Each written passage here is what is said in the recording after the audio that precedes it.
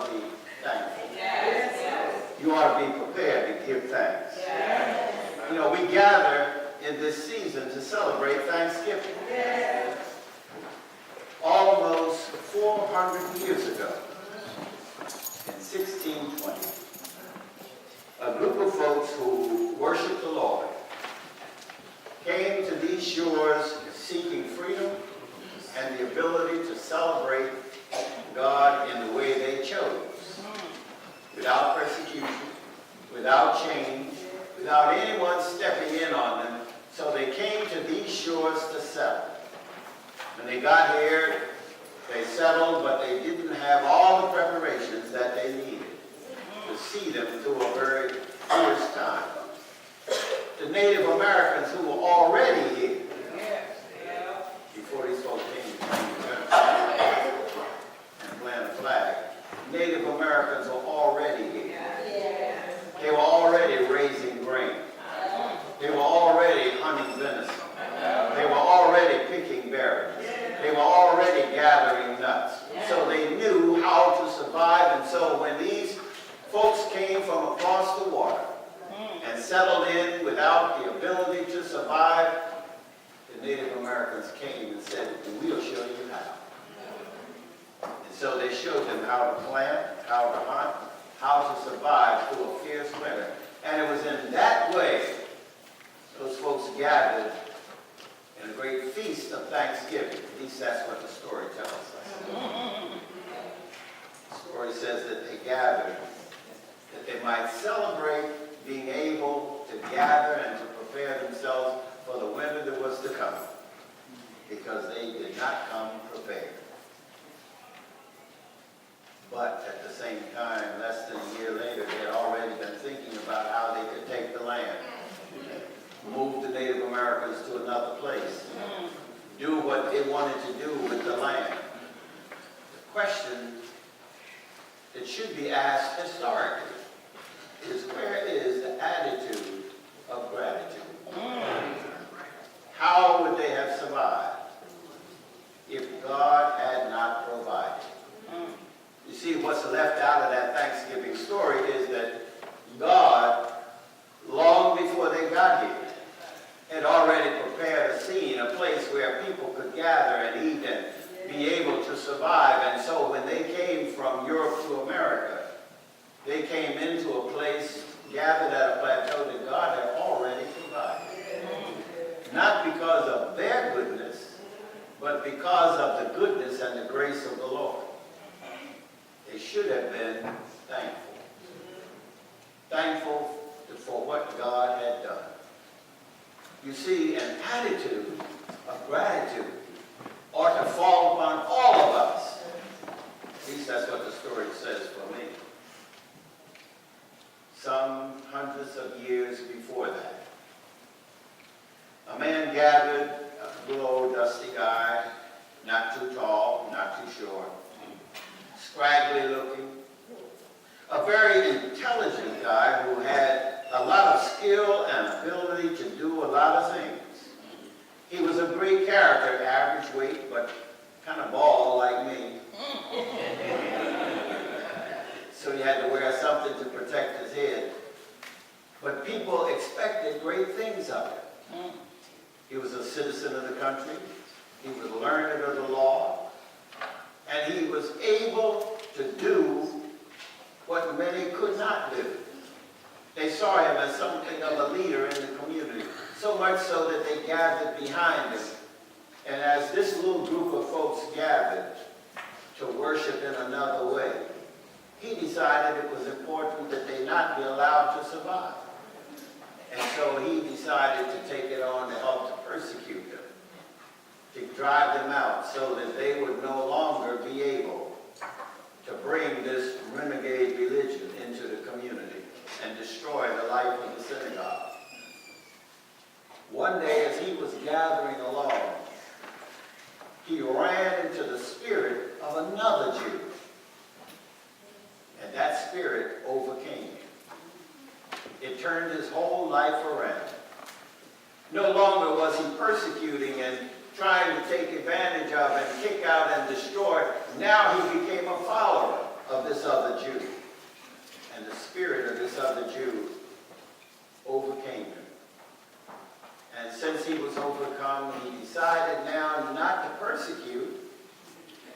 try to preach, teach, and help others to understand and to enjoy. See, that's the story of Paul of Tarsus, if you didn't recognize any characteristic description. But Paul of Tarsus turned around in a way that, converted by the spirit of this other Jew, he could only look at and understand a new kind of relationship with God. And in this new relationship with God, he could only face life thankful for what God had done for him. He had an attitude of gratitude. All through all of his writing, everything that you read that's recorded in the New Testament, written by Paul, there's always a note of thanksgiving. There's always an attitude of gratitude, because Paul was so thankful for what God had done in his life, as God had changed his life around 180 degrees from where he started out. Now he had a new understanding, a new way of embracing, and a new way of coming to God, and he was so full of thanksgiving that he wanted others to understand and to follow this God that he had come to know. He wanted others to be infected by this spirit of this Jew that he had come to know, Jesus the Christ. He wanted others to be able to embrace the grace and the fullness that came, and the mercy that came from God. Not through the laws that had been written, but through a personal relationship with Jesus Christ. And so Paul focused all of his attention and all of his writings on helping others to understand, to come to know the goodness of God. Paul, as he moved into another perception, another perspective, and a new way of seeing God, had great respect for life and for death. He embraced it and understood that in all things he should be thankful to God. As he begins 1 Corinthians, he lets everyone know that in all things, at all times, he gives thanks to God. He gives thanks to God for life. Life given by God. Every baby born carries the miniaturized image of God. You know, we celebrate the birth of Zane Cawthorn, a child of God, a child eagerly looking forward to, and in his face we see the face of God, with all of the potential that's possible, with all of the possibilities that are open before him. One day he could be president of the United States. He could be a world leader coordinating countries from all around the world, that we might see a better earth. He might be the living representation of Christ, drawing nations together that they might perform in a new way, because we see in him a miniaturization of God. God created, God sent it. God blessed the family and all of us with his coming into this world. God gives life. And Paul understood that very clearly. So Paul says, in all things in life, he celebrates God. He gives thanks for the gifts that God provides. He thanks God for everything. Even thanks God for death. We think about it as the end of things. Oh, they left too soon. Why weren't they able to do more? Paul says, no, give thanks in all things. Because you look at what was done. Look at the time that was spent. Look at what they brought together as people came together. Look at the time where they were here and the contributions that they made. What their life has represented in the community, in families. Even a baby provides a coming together that would not be possible without that baby's presence being realized. And Paul would have stood at the bedside and said, I thank you, God, for this moment. Because I also know that this is not the end. beyond these spiritual walls that that's the end. But Paul would say, no, no, no. I give thanks because in God there is a continuation. There's another side to this. Oh, the body may be gone, but the spirit lives on, and God has already snatched him up and wrestled with him and holding him close to his bosom. That's why Paul could say, in all things, I give thanks. Because it is God who gives. It is God who's present in both life and in death. You see, it is important that we develop an attitude of gratitude. Because everything in our life is affected by God. And we ought to always be giving thanks. When you think it's not right, give thanks. When you think something's happened, give thanks. Because you don't know what blessing God has in store. Give thanks in all things to God. You know, we look around us and we want to give thanks when we understand and have reverence for God's creation. You can't raise the sun. You can't set the moon. But yet, when the sun gives up, if you listen to Paul, when the sun comes up, he just gives thanks. Thank God for the shining of the sun. It melts the snow. It warms the earth. It warms our bodies. It provides opportunity for the plants and foods of the earth to grow that they might nourish us. Give thanks because God created that. And we have reverence for God's creation, for what God has done. When the moon is blasting against the sky and lighting up the dark of the night, give thanks. Because God didn't have to do that. When you look at the stars shining against the dark blanket of the night, give thanks because God has done all of that. When you see the trees waving in the wind, God has created not only the trees, but God provides the wind that causes the trees to sway. I bet you didn't even think about Thursday giving thanks to God for this quick snow that we weren't expecting. Looked out the window and saw all that snow and said, oh no! They said it was going to be a light dusting and heavy rain. I know in some parts of Bloomington we got 4 inches. Some parts of Philadelphia got 5 inches. North of Philadelphia, some places got 6 inches. And folks said, this is the earliest we've ever had this much snow. Not before Thanksgiving. You might get a dusty, but not this kind of snow. But how many folks stopped to give thanks to God? To thank God for the snow and the weather that we went through? Because underneath that weather is a blessing. Because you see that moisture dribbling slowly into the earth provides opportunity for the earth to be nourished, that it might begin to bear fruit, the fruit that we can begin to use. The animals can begin to use, and we begin to use the animals and the plants that we might be nourished and go forth.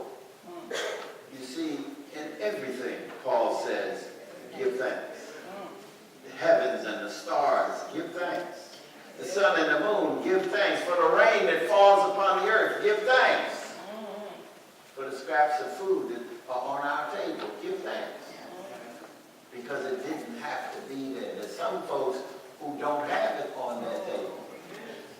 Give thanks for what God is doing, for what God has done, and for what God continues to do. Give thanks. Give thanks. Give thanks. Because God is good. And we ought to always, in all things, have an attitude of gratitude. God didn't have to do it. But you see, what was missed by those folks who came from across the waters and landed in the shores of North America and took advantage of the Native American was that we have to and should be willing to give thanks understanding that we have a responsibility for all of our co-workers in our community, in our churches, in our society, in our culture, because God has provided it. Understanding and embracing the relationship that God had. Suppose they had decided, we can't take advantage of them because God has already used them. God has already taught them to prepare for us. So instead of taking advantage of them, we need to celebrate them and find ways that we can work together. Because you see, a part of the attitude of gratitude is to take responsibility for all the folks that are also working around us. You don't have to be Christian. You don't have to follow our beliefs because God has created us all. So that when we accept those who are around us, even though they don't think and walk like we do, be thankful that God has provided them. And when they start getting involved and active in the things that we are concerned about and interested in, give thanks. Because God is directing them just like God is directing us. See, there's some folks who decide that, or the problem with wanting to give thanks and commit ourselves to work is that sometimes we get caught up in two different kinds of attitudes. One of them is, I don't need nobody. Me and God can do everything. But the problem is, you got to depend upon God, and all the rest of these folks around you aren't doing much of anything. You don't look to them as people who are also serving God, who have a mission from God, who God may be using to help you to see, know, and understand what God intends to have happen, because you're not privileged to everything. Only some things. You see, God uses all of us. When God has a purpose unfolding, sometimes it takes all of us to help it to happen. But what some of us decide to do is, me and God ain't going to do it, and me and them aren't going to do it. Because I can't be bothered with them. Then the other side of that is, I can't do nothing alone, I need all of them. But you get all of them involved, and then I don't have to do much at all. I can just kind of sit back and relax because they're doing all the work. But what God calls us to do is to have a responsible participation and relationship with all things, using the skills and the gifts that God has given us, to be thankful enough to have received them and join with those whom God has called to be involved and to do things. Thankful for what God has given us, and thankful for the folks that God sends to us, that together we might do mighty things for a mighty God. But you see, we forget. We forget to give thanks. Because more often than not, we don't have an attitude of gratitude. We think it's all about us. What I want to do and what I don't want to do. It's all about me. But it's not. God is the rock. God is the author and provider of all things. He created everything. He gives everything. He provides everything. He opens up the way for everything. He sustains everything. He's behind all the changes that take place around us. God is God. And we need to develop an attitude of gratitude.